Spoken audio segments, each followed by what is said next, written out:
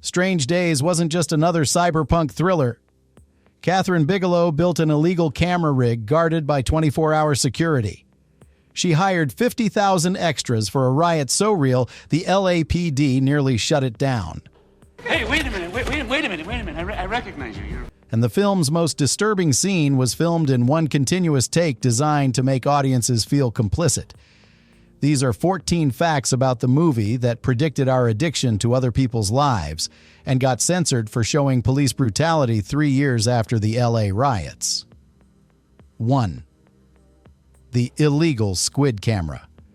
To film the first-person SQUID sequences that put audiences directly inside someone else's memories, director Catherine Bigelow needed a camera that could mimic natural human eye movement, the subtle shakes, the rapid scanning, the way your vision shifts when you turn your head.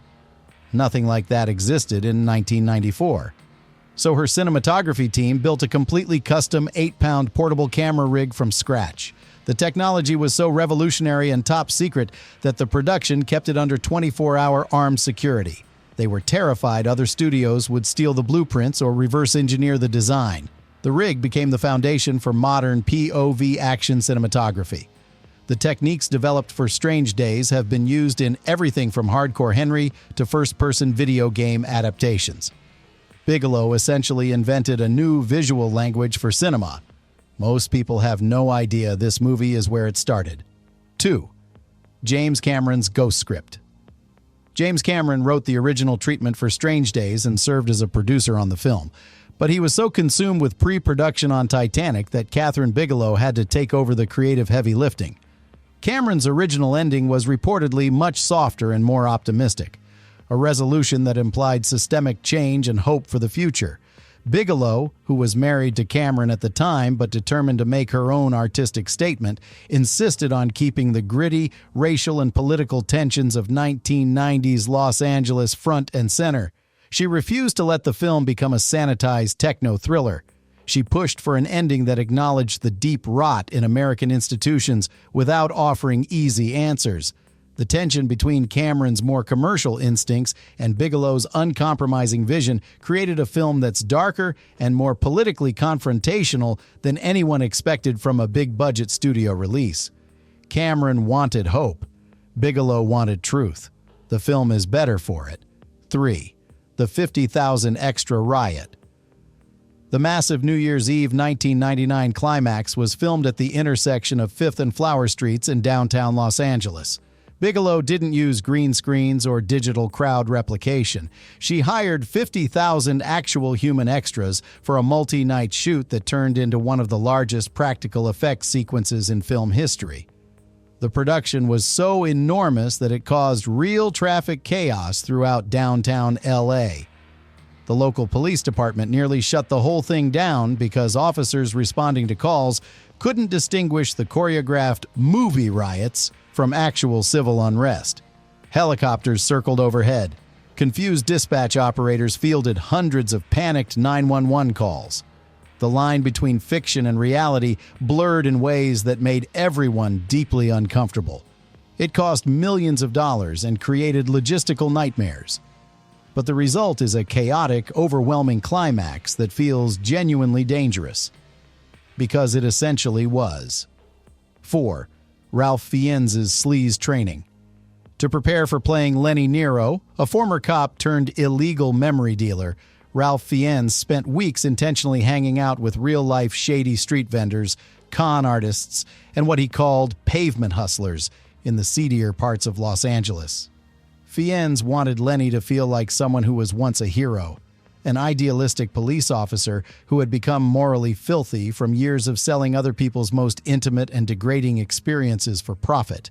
He studied the body language of desperation, the fast-talking patter of street salesmen, the way people who live on society's margins constantly scan for threats and opportunities. The research paid off. Lenny feels genuinely sleazy and broken in a way that's deeply uncomfortable to watch. Fiennes completely disappears into a character that's a million miles away from his usual dignified, intellectual roles. 5. The One-Take Assault.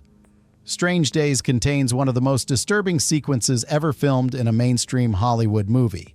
a first-person sexual assault recorded through SQUID technology and later watched by characters in the film. Bigelow made the deliberate, controversial decision to film this scene in one continuous, agonizing take with no cuts or breaks. She wanted the audience to feel trapped and complicit, unable to look away or distance themselves from the horror of what they were witnessing. The scene is genuinely traumatic to watch. That was entirely intentional. Bigelow was making a statement about voyeurism, technology, and the ways we consume violence against women as entertainment. The decision led to Strange Days being heavily censored or outright banned in several international markets. American critics were divided between calling it brave feminist filmmaking and accusing Bigelow of exploitation. It remains one of the most debated scenes in her entire career. She didn't want you to be comfortable. She succeeded. 6. Angela Bassett's action star transformation.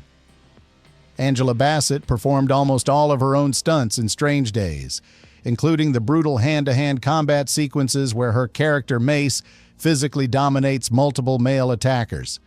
She trained for months in Krav Maga, weightlifting, and fight choreography, building so much functional strength and combat skill that the professional stuntmen on set were reportedly genuinely afraid of getting hit by her during rehearsals.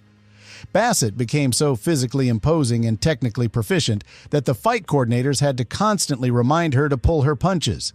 She was hitting too hard and too fast for the camera to safely capture. It's one of the greatest action performances by a woman in 1990s cinema. It proved that Bassett could carry a film as a legitimate action hero in an era when Hollywood rarely gave black actresses that opportunity. 7. Predicting social media addiction. In 1995, the central technology of Strange Days, SQUID devices that let you record and replay other people's memories and experiences, seemed like far-fetched science fiction. Today, critics and media theorists point to Strange Days as a shockingly accurate prophecy of social media and VR addiction. The film's entire premise is built around the idea that people would rather consume someone else's content, their adventures, their sexual encounters, their violence, than actually live their own lives. Characters in the film are addicted to other people's experiences, the same way modern users are addicted to scrolling through Instagram, TikTok, and YouTube, living vicariously through influencers and content creators instead of participating in reality. The SQUID technology is essentially a more honest version of social media. Instead of pretending you're connecting with people, you're explicitly consuming their lives as entertainment. Strange Days understood digital alienation before the internet even went mainstream. In 1995, that seemed paranoid. Now it's just Tuesday. 8. The secret Skunk Anansie cameo. The band performing during the chaotic New Year's Eve street party isn't a group of actors pretending to play music. It's the real British rock band Skunk Anansie. They played live for hours in the freezing LA night to keep the 50,000 extras energized and engaged. Their performance of Selling Jesus became the unofficial anthem of the film's rebellion against authority and corporate control. The raw, aggressive energy of the live performance gives the climax an authentic punk rock fury that couldn't be faked with playback. Most American audiences in 1995 had never heard of Skunk Anansie. Their appearance flew under the radar, but in the UK and Europe their inclusion was a huge deal. It gave the film immediate credibility with alternative music fans. One of those perfect creative decisions where the production needed a real band and got lucky with one that perfectly embodied the film's political anger. 9. The 2-minute blink limit. The custom POV cameras built for the SQUID sequences were so heavy and technically demanding to operate that the camera operators literally couldn't blink or look away during takes. If an operator blinked even once during a 5-minute continuous shot, the entire take was ruined. They'd have to start over from the beginning. To prevent their eyes from drying out during these marathon sessions, the camera crew had to use special medical-grade eye drops between takes to keep their corneas lubricated. It was a physically punishing way to shoot. Severe eye strain, headaches. But it was the only way to maintain the illusion that the audience was seeing through someone else's eyes. The suffering of the camera operators contributed directly to the authenticity of the SQUID footage. Those cameras move exactly like human vision because they were being operated by people pushing their bodies to the absolute limit. 10. The LA Riots Connection.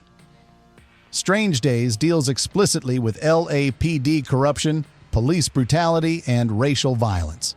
It was filmed just a few years after the 1992 Los Angeles riots that erupted following the Rodney King verdict. Bigelow deliberately used real news footage from the riots as background noise on television screens throughout the film, blurring the line between fiction and recent history. The production's timing was incredibly provocative. LA was still traumatized and divided. And here was a major Hollywood film suggesting that nothing had fundamentally changed, that the violence was systemic rather than aberrational. The film's depiction of police officers murdering a black man and covering it up felt less like science fiction and more like documentary filmmaking. That uncomfortable proximity to reality is part of why Strange Days was so controversial and why it failed at the box office. Audiences in 1995 didn't want to pay money to watch a movie that reminded them of recent trauma. They wanted escape. Bigelow gave them a mirror. 11. The memory discs were Laserdiscs. The glowing discs that contained SQUID recordings in the film weren't invented from scratch by the prop department. They were actually modified mini Laserdiscs, a real technology that had recently flopped in the consumer electronics market. Mini Laserdiscs were supposed to compete with VHS tapes but never caught on. Too expensive, too fragile. The production bought up hundreds of obsolete mini Laserdisc players and discs, modified them with LED lights and custom casings to create the SQUID storage medium. It's a perfect example of how science fiction design works. Take a real technology that failed and repurpose it for a future that never happened. The mini Laserdiscs looked perfectly futuristic and high-tech on screen, even though in reality they were already obsolete junk by the time filming started. 12. Juliette Lewis really sang. Juliette Lewis performed all of her character Faith's songs herself, covering tracks by PJ Harvey and other alternative rock artists. She spent months in recording studios working with producers to ensure her rock star persona felt authentic and raw rather than overproduced and fake. Lewis wanted Faith to sound like a genuinely talented but self-destructive musician, not like an actress pretending to sing. She put in the work to make that believable. The vocal performances are legitimately good. Lewis has real musical talent. The decision to have her actually sing instead of lip-syncing to a professional vocalist gives the character a depth and authenticity that would have been impossible to fake. Faith feels like a real person with real artistic ambitions that have been corrupted by fame and addiction. Lewis's commitment to the music is a huge part of why that works. 13. The Anti-Police Censorship. The filmmakers faced massive institutional pushback from the LAPD regarding Strange Days' unflinching depiction of police brutality, murder, and cover-ups. The department reportedly made it extremely difficult for the production to secure filming permits for certain locations throughout Los Angeles. Bureaucratic delays, arbitrary restrictions, using every tool available to punish Bigelow for making a film they believed would reignite the civil unrest and anti-police sentiment of the early 1990s. The LAPD was terrified that Strange Days would become a rallying point for activists and protesters. They did everything in their power short of outright banning the production to make Bigelow's job harder. This institutional resistance only strengthened Bigelow's resolve to tell the story honestly, but it also contributed to the film's commercial failure. When the movie finally opened, the LAPD's hostility had poisoned the well. Many Angelenos stayed away from a film that felt too close to recent trauma. The cops couldn't stop the movie, but they could make sure fewer people saw it. 14. The missing 15 minutes. There's a persistent legend among Strange Days fans that a much longer hard R cut of the film exists somewhere in a vault. This version was allegedly shown to test audiences and contained even more graphic SQUID memory clips. Additional sexual content, extreme violence, psychologically disturbing material that was deemed too intense for mainstream release. According to the legend, These clips were so extreme that test audiences found them psychologically damaging. The studio forced Bigelow to cut roughly 15 minutes of material to avoid an NC-17 rating that would have killed the film's commercial prospects. Bigelow has never confirmed or denied the existence of this footage, but enough crew members have hinted at it over the years that many fans believe the lost footage represents the true, uncompromised cyberpunk vision that Bigelow wanted to unleash on the world. Whether it actually exists or is just fan mythology, the legend of the missing 15 minutes has become part of Strange Days' cult status. Somewhere there might be a version of this movie that's even more disturbing than what we got. So if you could jack into someone else's memory and live their life for a few minutes, whose would you choose? Or would you even want to? If you want more deep dives into the movies that saw the digital revolution coming before anyone else, hit subscribe. See you in the next one.